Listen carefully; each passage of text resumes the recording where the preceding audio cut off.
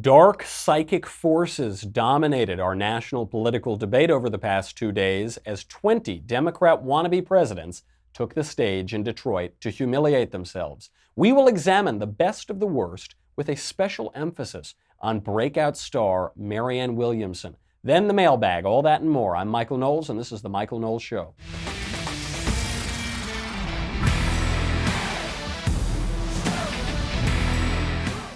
Marianne, baby. She is the breakout star of these debates. We'll go through everything. We'll give you the 50,000-foot view. We'll get into why Marianne broke out. I also want to do a little bit of a deeper dive into who she is and what she's peddling, because we love her.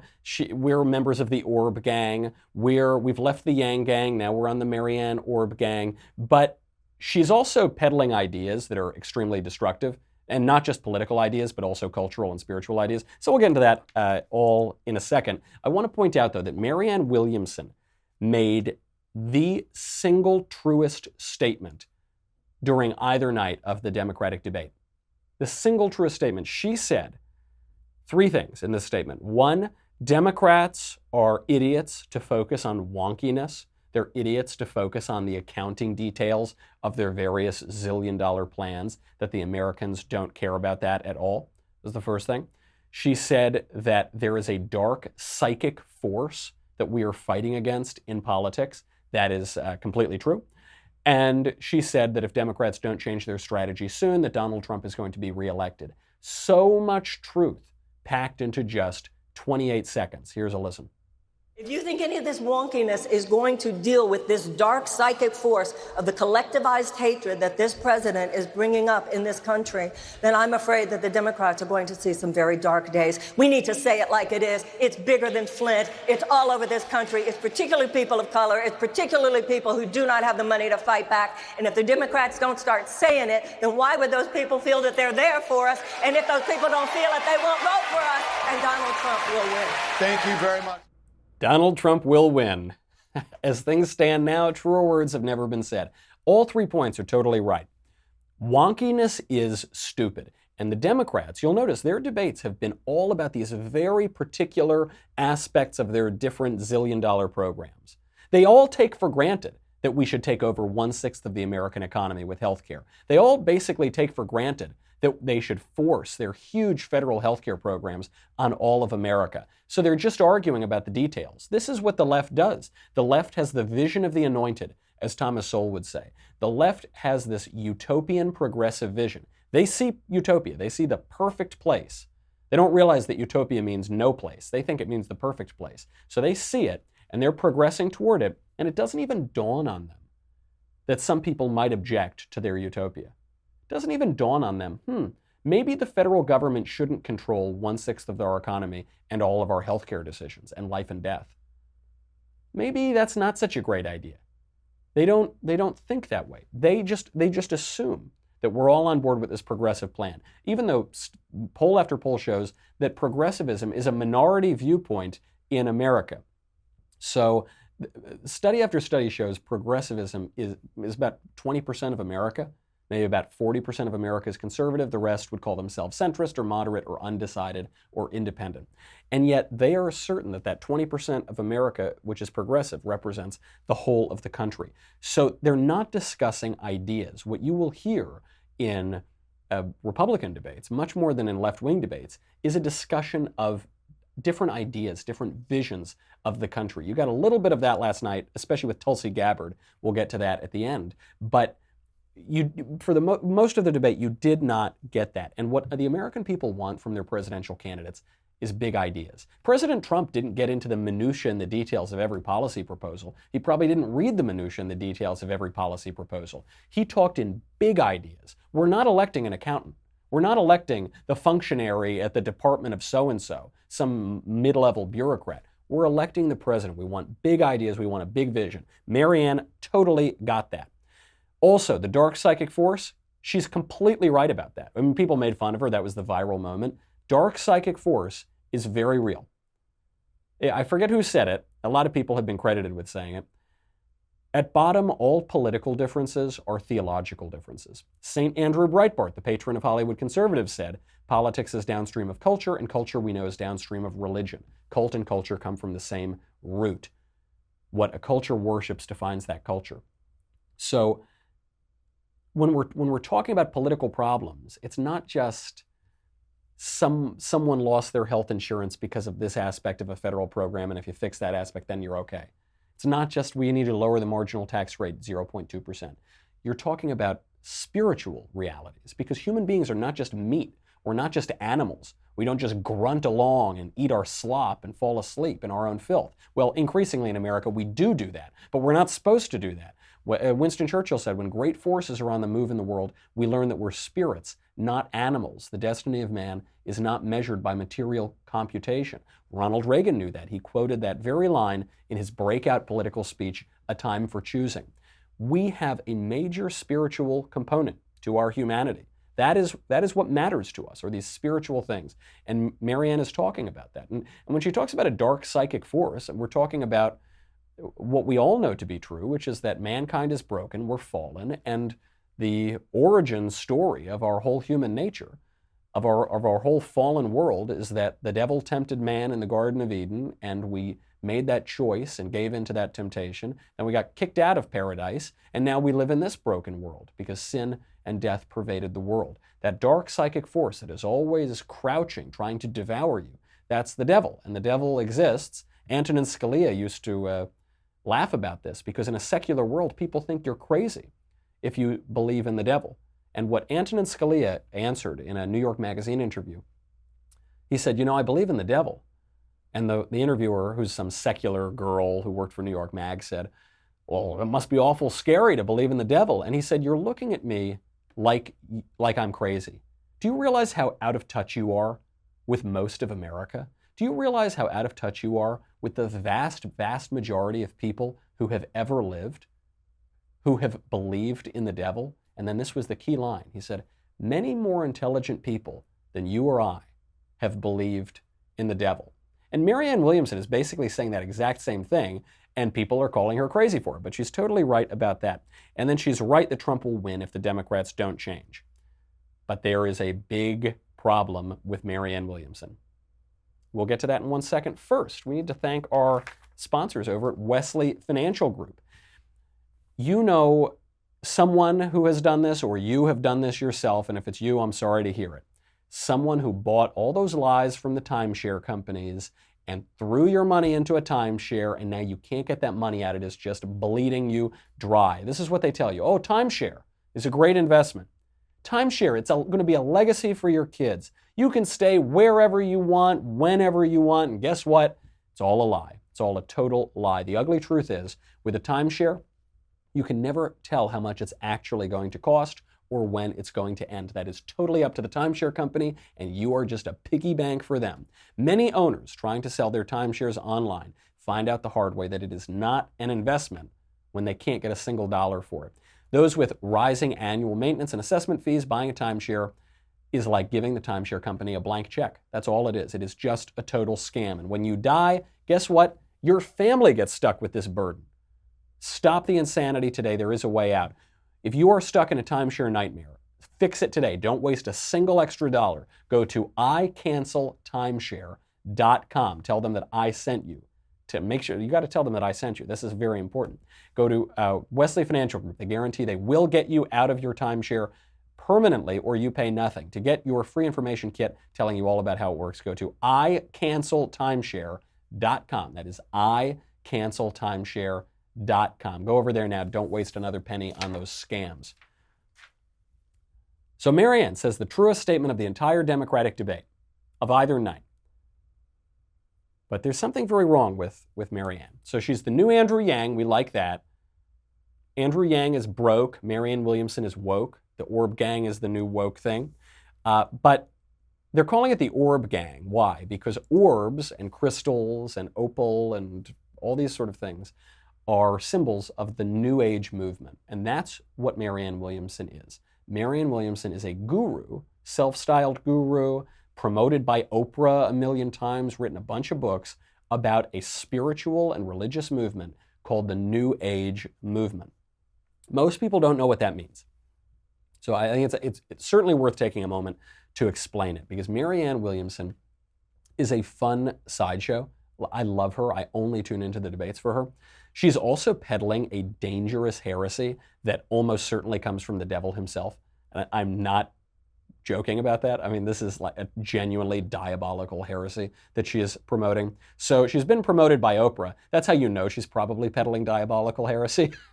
So Oprah has promoted this woman for years, and Oprah herself is another peddler of the New Age movement nonsense. So Oprah does something called Super Soul Sunday.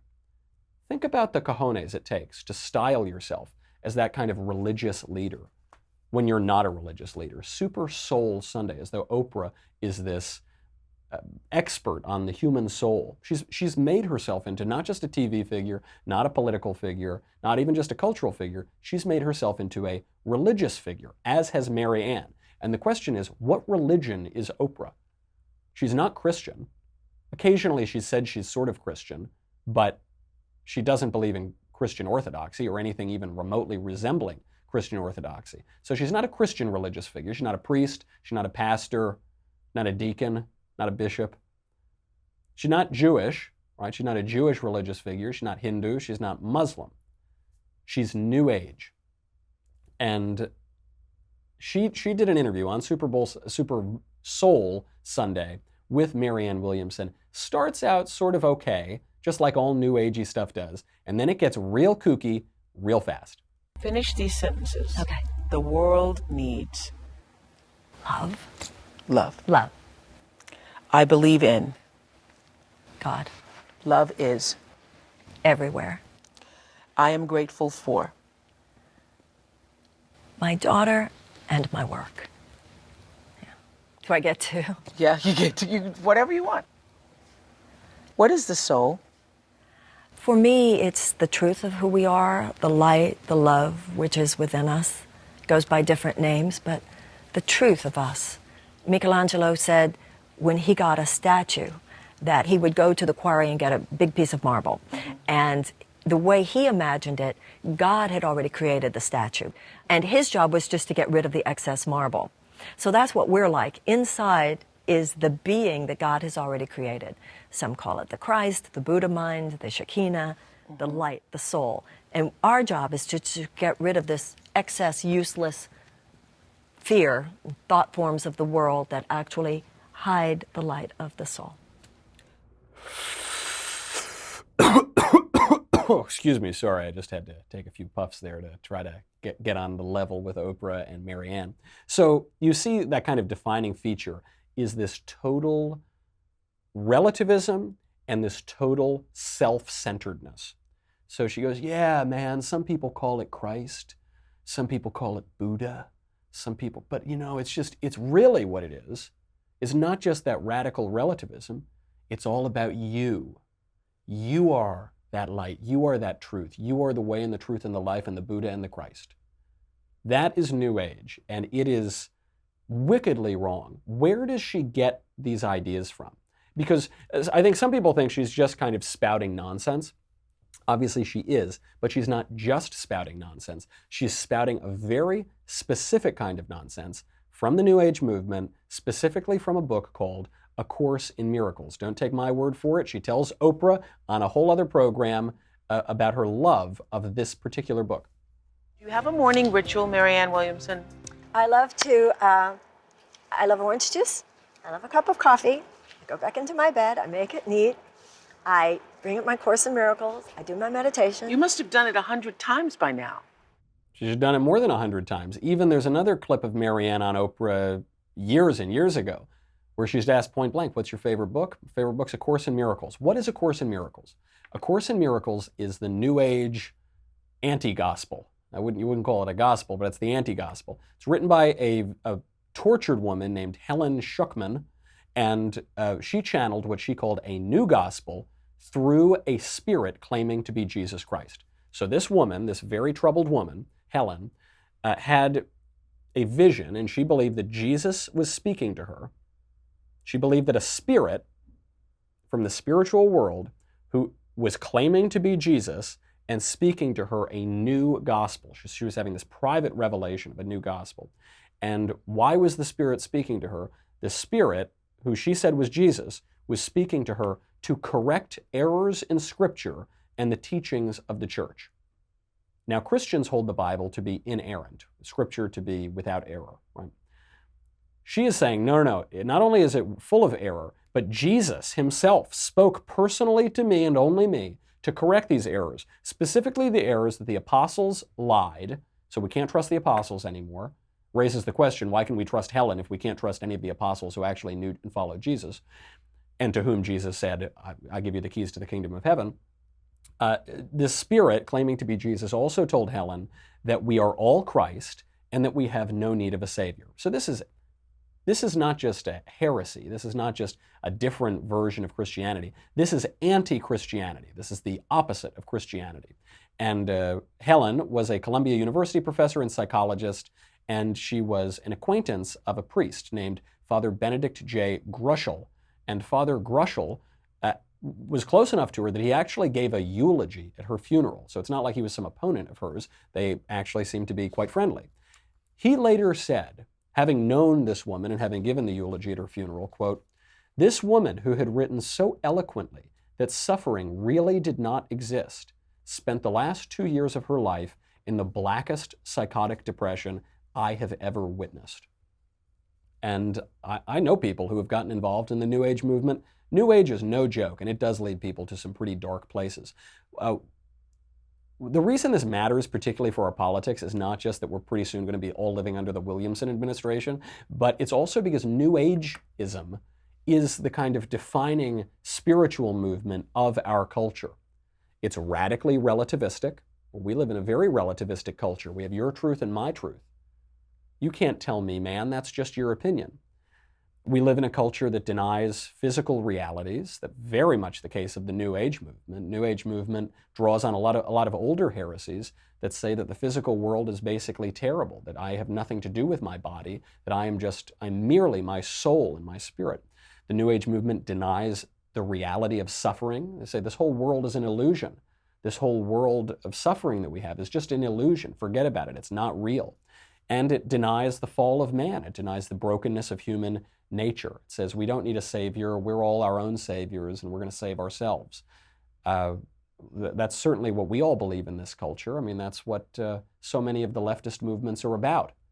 Self-help, pride, even recycling, even environmentalism. We are saving ourselves. We are the change we've been waiting for. We are going to cause the sea levels to stop rising, as Barack Obama said. We are our own hope, as Barack Obama said too. What this movement is a Gnostic heresy. But Gnostic dualism, I guess would be the technical term, or theosophy is another one of these technical terms. We'll get into what that means in a second. That is a defining feature of our culture. You know where you see it most clearly? Instead of just trying to define all these terms, I'll give an example. An example of this is transgenderism. So, like Gnostic dualism would be this idea that there is this hidden secret knowledge, and the dualism would be the total difference between my soul and my body. Traditionally, what we believe, what Christians believe, is that our soul and our body are unified.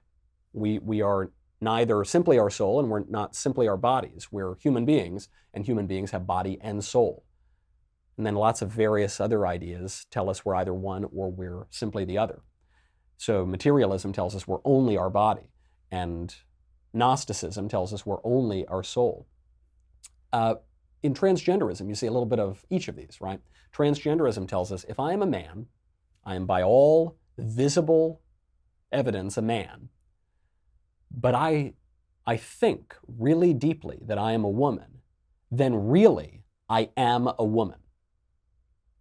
Right? It's denying the physical reality for the metaphysical reality, or the so-called spiritual reality. Same thing, that comes directly out of New Ageism. Or you see the kind of schizophrenic other side of it in our culture too, which is that we deny spiritual realities altogether. Sex is just sex. Sex is nothing. It's just two bodies smacking together, two people bumping uglies in a dark room. Abortion is not killing a human being. It's not ending a human life. No, it's like getting your appendix taken out. The baby isn't a baby. It's just the product of pregnancy. It's just a clump of cells, right? A clump of cells. Well, I'm a clump of cells too, by that same logic. All my body is just a clump of cells, but we know that the clump of cells, when it's a human being, has more than that. We know that human beings have a spiritual component too. So our culture wants to sort of have their cake and eat it too, wants to say on the one hand, physical reality is totally meaningless, and if a man wants to be a woman, then he really is a woman. But on the other hand, the culture denies spiritual reality altogether and says human beings are nothing more than a clump of cells. And the New Age movement is responsible, really, I guess, for both sides of that cultural craziness. And that's why Marianne Williamson is the most fun candidate. She is speaking plainly, she's speaking in big ideas, she's speaking to a spiritual dimension that makes her automatically so much more interesting than the rest of those schmucks on that stage for the last two nights.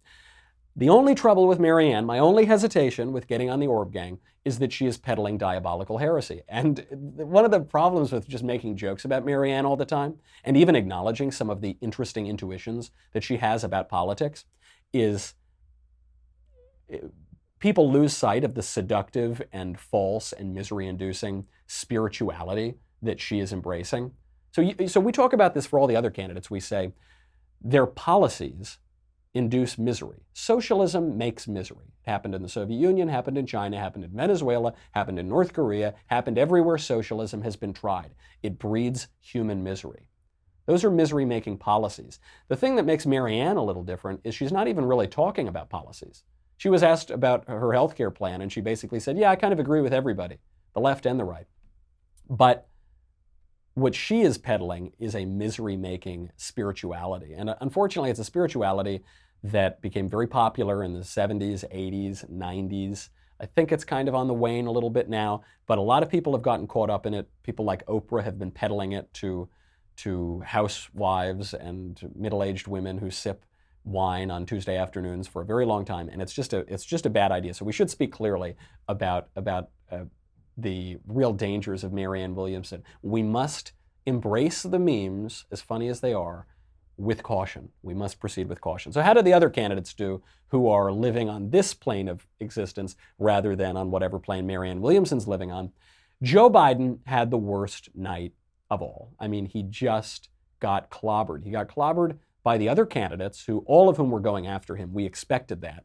But what's really worse for him, much more devastating for his campaign, he clobbered himself. Right? So he's still the front runner. Everyone's going after him, and he just flailed around. Here is the most frequent line that you heard from Joe Biden all night. Anyway, my time's up. Anyway, my time's up. Anyway, my time's up. Anyway, my time's up. Joe Biden would be making this impassioned point. He'd be responding to some criticism. He'd be doing an okay job, a little meandering. And then he just ran out of steam. And this happened at the last debate, too. He'd go and he'd say, and I believe this, and you're lying about this, and we achieved. Anyway, my time's up. You got to stick the landing, buddy. But he just ran out of words. He ran out of ideas. He ran out of energy. He couldn't finish his attacks. He seemed very dull and unfocused. And he kept getting attacked for the Obama legacy, which was one of the more interesting aspects of this campaign. Pretty much everyone was attacking Barack Obama. And this shows you the trick of leftism. So here is John Delaney, who is a totally forgettable candidate. You don't need to remember his name. But here's John Delaney arguing with Bernie Sanders about their healthcare plans. Well, I'm right about this. We can create a universal healthcare system to give everyone basic healthcare for free, and I have a proposal to do it. But we don't have to go around and be the party of subtraction and telling half the country who has private health insurance that their health insurance is illegal. So you remember when Obamacare was going to be universal healthcare? Remember that? That was it. Once and for all, we're going to have Obamacare. Now they're all assailing Barack Obama. To hear them talk about Barack Obama during this debate, I thought, gosh, we got to find this Obama guy, get him to run as a Republican. This Obama guy sounds like the most conservative guy I've ever heard of, because this is what the left does. The march leftward never stops. It's never enough. So Obamacare, that's nothing. Now we need the real one. This is going to be the real universal health care. And then guess what? In 10 years, 5 years, we're going to need the real universal health care. And they're just going to keep taking more and more and more. Because here's the secret. I'll let you in on the trick. There cannot be universal health care in a free country if people can still opt out of it. So if the government can't force you to buy a product that you don't want, then there's not going to be universal health care. Because some people are going to say, I just don't want to pay for that. That is what the aim is. The end here is government control. Most Americans like their current health care. They don't want brand new, totally different health care. And so the government is going to have to come in and force people. And that's what this is all aiming towards. So they're all going after Obama. Joe Biden, I think, could have survived that. He can't survive his own delirium, or senility, or he just was really foggy and hazy and out of it. Here's the word. At the end of the night, Joe Biden couldn't even tell the difference between a URL web address and a text message. He told people to go to Joe 30330, whatever that is. If you agree with me, go to Joe 30330 and help me in this fight. Thank you very much. He's referring to a text message. He meant to say text Joe to the number 30330, but everyone else had been saying go to our campaign website. So he said go to. He didn't know the difference between a text message and a website because Joe is about 100 years old and neither very stable nor a genius. So that wasn't even the worst part of it. He got another number wrong in his closing statement. He said that 4 more years of Donald Trump basically would be fine. Okay, that's all we have left. But 8 more years would be a disaster. So if Donald Trump got rid of the 22nd Amendment and ran for a 3rd term and got a 3rd term, that would be bad, but anything short of that would be just fine. 4 more years of Donald Trump will go down as an aberration. Hard to overcome the damage he's done, but we can overcome it. 8 more years of Donald Trump will change America in a fundamental way. The America we know will no longer exist. Shows you how smart President Trump was to label him Sleepy Joe. We all thought it should be Creepy Joe or Lying Joe or Plagiarist Joe or whatever. Sleepy Joe. Sleepy Joe is the key here because he's actually losing it. He's actually not that sharp. So I think he's still the front runner. He's still leading the pack. But I think over time you're going to see those numbers slowly drop if other candidates are able to rise up. Brings you to Julian Castro. He's the former Secretary of HUD. He has absolutely no business running for president. He seems more like an SNL cast member playing a presidential candidate than an actual presidential candidate. He had one great moment, though, last night where he accidentally exposed another major flaw of leftism. So he described how his grandmother had diabetes and how she was on Medicare and how her diabetes kept getting worse. And that's why everyone needs Medicare. I know that this is something very personal for all Americans. I grew up with a grandmother that had diabetes, and I watched as her condition got worse and worse. That whole time she had Medicare. I want to strengthen Medicare for the people who are on it and then expand it to anybody who wants it. So that doesn't make a whole lot of sense, does it? She had diabetes, she was on Medicare, kept getting worse and worse and worse. That's why you all need Medicare. Not a great argument. But this is what the left does. There's a problem. Then the left creates a government program. Then the government program either doesn't help or makes things worse. And then they say, see, this is evidence that we need more of that same government program. He's kind of a nothing character, Julian Castro. When he announced that he was running for president, I happened to be on a TV show. I said, Michael, what's your reaction? Julian Castro announced he's running for president. I said, I had a ham and cheese omelet for breakfast. Both of those are equally consequential for the 2020 presidential election. Kamala Harris came in with a lot of momentum because she shanked Joe Biden at the last debate. Everyone was rooting for Kamala, among the kind of anti-Biden crowd. Kamala had a really tough night because Tulsi came out and clobbered her campaign. Listen to how Tulsi does it. You took issue with Senator Harris confronting Vice President Biden at the last debate. You called it a, quote, false accusation that Joe Biden is a racist. What's your response? I want to bring the conversation back to the broken criminal justice system that is disproportionately negatively impacting black and brown people all across this country today. Now, Senator Harris says she's proud of her record as a prosecutor and that she'll be a prosecutor president, but I'm deeply concerned about this record. So I love what she does here just from a tactical standpoint. She's asked a question, she completely ignores it, she then acknowledges that she's going to ignore it, and she goes in for the kill on Kamala. This was a masterful attack, and here's how she finishes off the attack. There are too many examples to cite, but she put over 1,500 people in jail for marijuana violations and then laughed about it when she was asked if she ever smoked marijuana. She blocked evidence. She blocked evidence that would have freed an innocent man from death row until the courts forced her to do so. She kept people in prison beyond their sentences to use them as cheap labor for the state of California. And she fought to keep cash bail system in place that impacts poor people in the worst kind of way. Absolutely devastating, just brutal. So the new meme that's going around is that Kamala is a cop. Kamala Harris is a cop, and it's just like little kids getting arrested and Kamala laughing and, people being sent to prison and she's laughing. This doesn't need to hurt Kamala Harris, but the way it is playing out, it currently is hurting her. So the reason it's hurting her is because she keeps flip-flopping. Kamala Harris, on the one hand, says that she's not going to abolish private health insurance. Then she says she is going to abolish private health insurance. Then she says she doesn't want reparations. Then she does want reparations. She's trying to have two sides of every political issue. I think this is because she's hired a lot of Hillary Clinton's old campaign staff. Not a great idea. One of the worst run campaigns in history. You probably don't want to hire her old staffers.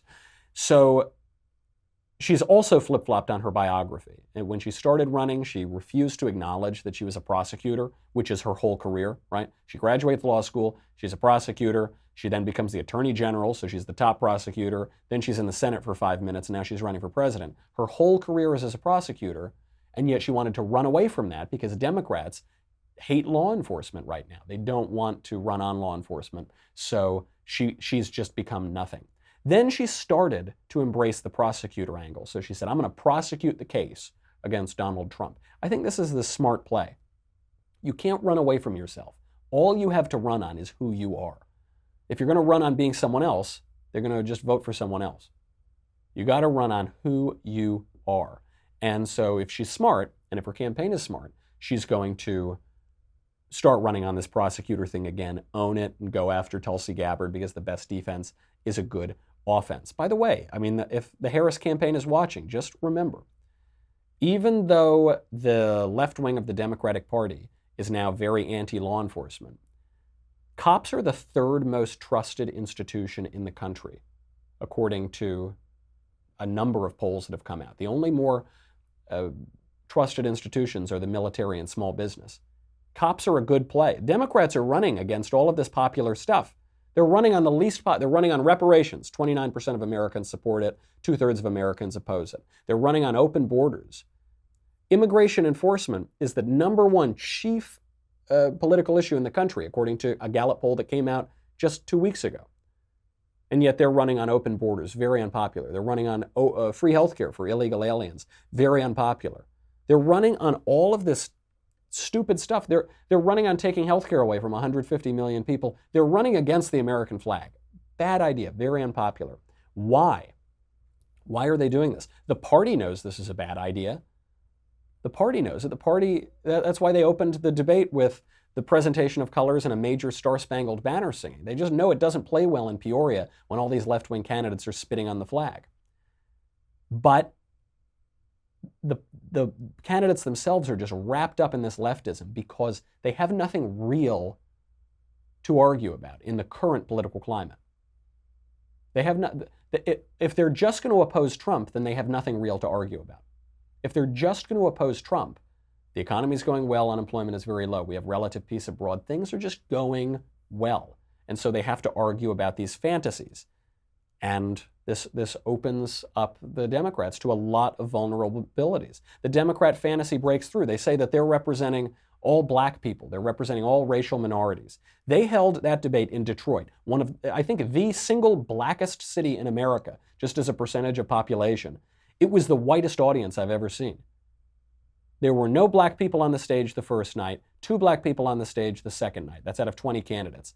I counted like 2 or 3 black people in the whole audience. Only Democrats could fill an audience in Detroit with basically only white people. The only black people we saw really were the people performing the national anthem on the stage. It's just that fantasy. of Democrats. There's one really important aspect of this debate. There's one really healthy thing going on in this debate, which we'll get to in a second, then we'll get to the mailbag. But first, I've got to say goodbye to Facebook and YouTube. Go to dailywire.com. You get me. You get the Andrew Klavan Show. You get the Ben Shapiro Show. You get the Matt Walsh Show. You get to ask questions in the mailbag, which will be coming up. You get everything, and you get the Leftist Tears Tumbler. You get the Leftist Tears Tumbler for when the Orb Gang and Marianne Williamson becomes the nominee. You get the Leftist Tears Tumbler for when Tulsi Gabbard shanks Kamala Harris on stage and Joe Biden can't remember his own name. You need the Leftist Tears Tumbler or you will drown watching the remaining 10 Democratic presidential primary debates. Go to dailywire.com. We'll be right back with a lot more.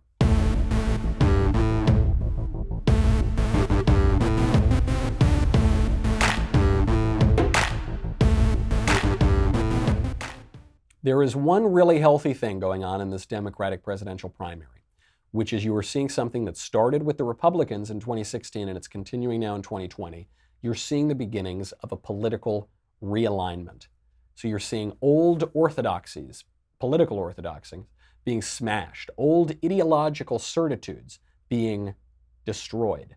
And this was obviously more apparent in the Republican primary in 2016, but you're seeing it particularly with Tulsi Gabbard in 2020. Here is Tulsi Gabbard making an argument on trade that sounds a whole lot like Donald Trump's argument on trade, which sounds a whole lot different from the old Republican argument on trade, and hers is a whole lot different from the current Democratic argument on trade. Here she is. For fair trade, not trade deals that give away the sovereignty of the American people and our country, that give away American jobs, and that threaten our environment. These are the three main issues with that massive trade deal, the Trans-Pacific Partnership. I think the central one was the fact that it gave away our sovereignty to a panel of international corporations whose rulings would supersede any domestic law that we would pass, either a federal law or a state or a local law. This is extremely dangerous and goes against the very values that we have as a country. What to speak of the fact that it would have a negative impact on domestic jobs and that it lacked clear protections for our environment. These are the things that we have to keep at the forefront as we look to enact fair trade deals with other countries to make sure that we continue to be a thriving part of our global economy. This is a highly conservative argument that she just, look, she used the word sovereignty. All the other candidates on stage were talking about open borders. We don't even have a right to decide who comes into the country. And Tulsi starts talking about sovereignty, and she's talking about it particularly on trade. And conservatives with a short memory get this wrong. We have this idea that conservatism demands total free trade. Free trade is conservatism. Historically speaking, that isn't true. That's been true for the last 4 decades or so, that the left has been anti-free trade and the right has been pro-free trade. But that's only been true for a few decades. Traditionally speaking, the right is anti-free trade. The GOP was actually founded against free trade. It was the protectionist party. Abraham Lincoln, the first Republican president, said, "Give me a protective tariff and I'll give you the greatest nation on earth." Free trade became what you would call the neoliberal consensus, beginning during the Reagan era, continuing through the Bushes and through Bill Clinton, too. This was a consensus among both parties. Now we're dealing with some of the political consequences of that. There were many advantages that came through that sort of global free trade, and there were some negative consequences as well. And what we're debating now, what Tulsi Gabbard is bringing up, is a really healthy discussion, which is you'll hear some people, the real free trade at all costs, can't even possibly question it. What they'll say is free trade works and the other one doesn't work. Well, economics doesn't make moral arguments. Economics is a social science. It just says this does that. It talks about efficiency. But when we're talking about politics, we're talking about moral arguments.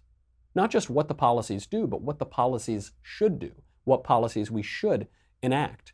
And what Tulsi is bringing up is basically, who cares about an efficient policy to increase, even if it does increase GDP by some percentage, if you lose your national sovereignty in the process?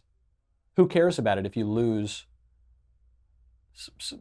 protections for some of your workers in the process? People lose their jobs and they get addicted on opioids and they kill themselves. Who cares about increasing GDP slightly or having more efficient markets if you lose your environment, your natural environment? These are debates that cut across what we would call the left and the right of the last 30 or 40 years. Now, she could be making that argument in a GOP debate. Maybe she could, or maybe she should rather. Trump basically did make that argument. That's very healthy. Now, we only left a little bit of time for the mailbag, unfortunately. Maybe we'll try to have a few more mailbag questions tomorrow. We've had an issue on the website, a little bit of a tech glitch, so I didn't get any mailbag questions in after, I think, July 25th. If you sent in any mailbag questions after that, put them on my Twitter right now. I have a thread going on Twitter. You can add those questions. We'll try to get to a few more tomorrow as well if we have time. But let's get through the ones that we have now while we can. From Margot. What happened to the stylish Maddow glasses? Also, happy 400th episode. Thank you for happy 400th. I can't believe it's been that long and Ben hasn't thrown me out the window yet. As for the Maddow glasses, I just kept getting mistaken for that MSNBC host, and I couldn't take it anymore, so I took the glasses off. But I'll put a poll up on Twitter. I want to know your opinion. Should I embrace my inner Maddowness and put the glasses back on? Or should I remain in my slightly more masculine, slightly more conservative aesthetic and keep the glasses off? I'll put the question up on Twitter after the show. From Daniel, what are your opinions on the $2 trillion an hour minimum wage? Well, I think it makes just about as much sense as a $15 or $20 an hour minimum wage. You make a great point, which is that if I could ask the candidates one question, all of the Democratic candidates, I would ask them, do you support a $30 per hour minimum wage? Maybe I'd make it even, you got to find the right line. You don't want it to seem ridiculous, but you want to get the point across. Maybe I'd say, do you support a $40 an hour minimum wage? And they would have to either say yes, because the logic of their current argument is if you have a minimum wage, that basically just creates money to fall out of the sky, or they would have to, if they were sort of sane and wanted to reach sane people, they would have to explain why a $30 or $40 an hour minimum wage doesn't make any sense. The trouble with that is the same reasons why a $30 or $40 an hour minimum wage don't make sense apply to a $15 or $20 an hour minimum wage, which is there's no such thing as a minimum wage. The only real minimum wage is zero. You are not entitled to a job. The real minimum wage is zero, and when you raise the minimum wage too high, when you raise it at all, then you raise the cost of labor, you then make it more likely that someone will invest in capital, and you reduce the labor force for any particular business. It's not like raising the minimum wage all of a sudden gives businesses 20% more money to spend on labor. They have the same amount of money, so they can pay either more people or fewer people, or they can buy more robots to do more of the jobs that the people were doing. That would be the question that I would ask them, and I'd be curious to hear their thoughts on that $2 trillion minimum wage. From Charles, in the absence of a divine power or prior consent from the child prior to conception, is conception not immoral? Does this not mean that we are either immoral as a society or must accept that God gives us permission to procreate? Well, I think the problem that you're coming up against is you're elevating consent as the most important, if not the sole moral category, which is what our culture does right now. It's what the left does. They say everything is perfectly moral as long as you consent. You can do whatever you want. Do whatever you want with your body. Do whatever you want with each other. As long as everybody consents, then it's moral. But that isn't true. I can do plenty of immoral things by consent. If it's like 50 Shades of Grey. If a man smacks his wife around, but they consent to it, does that make it right to smack your wife around? No, of course not. It's still quite wrong. Consent is insufficient. And this gets to a broader problem that the libertarian right and the left have embraced, which is that they put consent at the basis of their politics. Everything. I enter society by my free consent. Otherwise, I'd be living in the woods somewhere. I engage in a social contract. That was John Locke's idea. But these are wrong ideas. They don't exist. We don't, in the state of nature, we're not living as atoms in the world, all on our own individuality. That is just a false premise in politics. Consent is not the key. Duty is the key. Responsibility is the key. Loyalty is the key. Affection and love are the key. I don't own my life.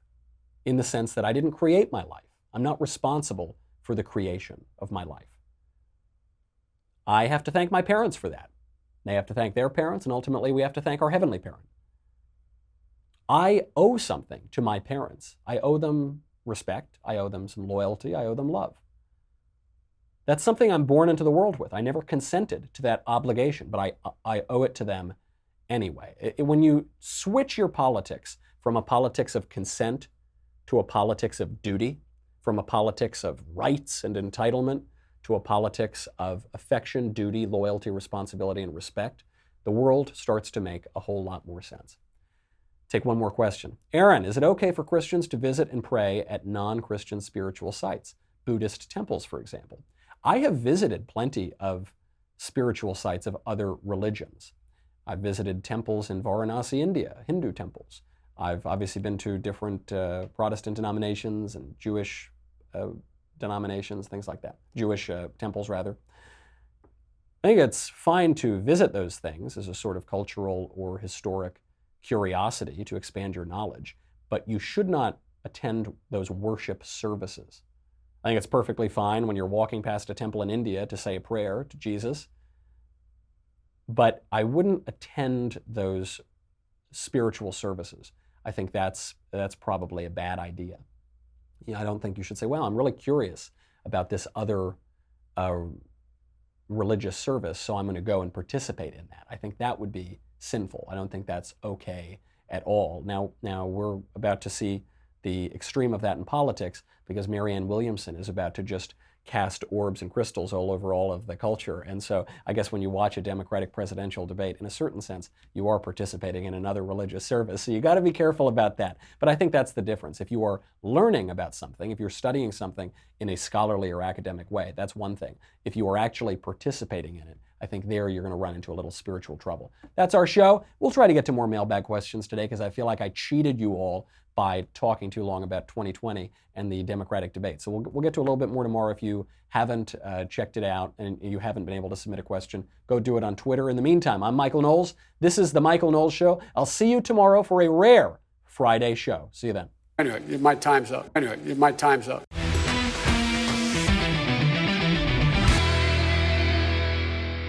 The Michael Knowles Show is produced by Rebecca Dobkowitz and directed by Mike Joyner. Executive producer, Jeremy Boring. Senior producer, Jonathan Hay. Our supervising producer is Mathis Glover. And our technical producer is Austin Stevens. Edited by Danny D'Amico. Audio is mixed by Dylan Case. Hair and makeup is by Jesua Olvera. And our production assistant is Nick Sheehan. The Michael Knowles Show is a Daily Wire production. Copyright Daily Wire 2019.